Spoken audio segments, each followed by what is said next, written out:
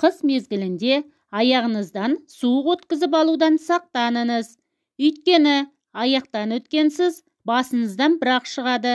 Мұрныңыз пысылдап, көзіңіз жасаурап, жөтеліп, түшкіріп шыға келесіз. Аяғыңыздан өткенсіз бүкіл денеңізді шымырлатпасын десеңіз, әжелерден қалған емдеу тәсілдерін ұсынамын. Үйге келе салысымен бір дана картопты қабығымен қайнатыңыз. Сосын қақ ортасынан екіге бөліп, екі табаныңызға танасыз. Сыртынан жылы көрпе орап, картоп салқындағанша жата тұрыңыз.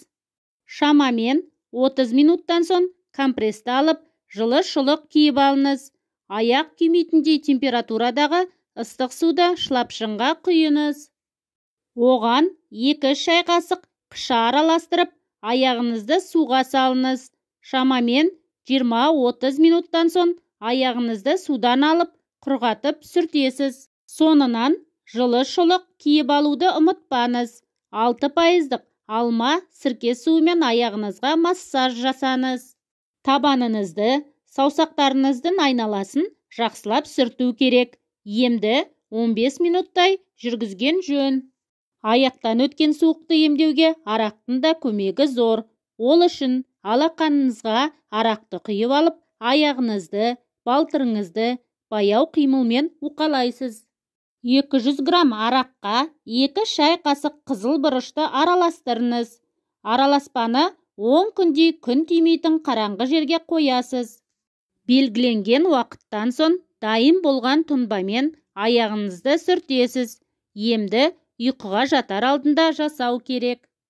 Балаларға арналған крем немесе вазелинге қызыл бұрышты розмарин мен камфор майын араластырыңыз. Дайын болған қыздыратын кремді табаныңызға бір келкетіп жағып, матадан тігілген жұқа шұлық киесіз. Крем табаныңызға толық сіңген кезде сыртынан қалың шұлық кию керек. Қызыл бұрышты шамалап қоспасаңыз, аллергиялық реакция беруі мүмкін. 1 литр ыстық суға 10-15 тамшы розмарин, қалампыр, корица майы мен 2 ас қасық сүт араластырыңыз. Дайын болған қоспаны табаныңызға ысқылап жағыңыз. Шамамен 20 минуттан соң масканы дымқыл сулықпен сүртіп, аяғыңызды құрғатыңыз. Артынан жылы шұлық киіп алуды ұмытпаңыздар. Аяқтарыңызды жылы ұстап, сау саламатта болыңыздар, ауырмаңыздар.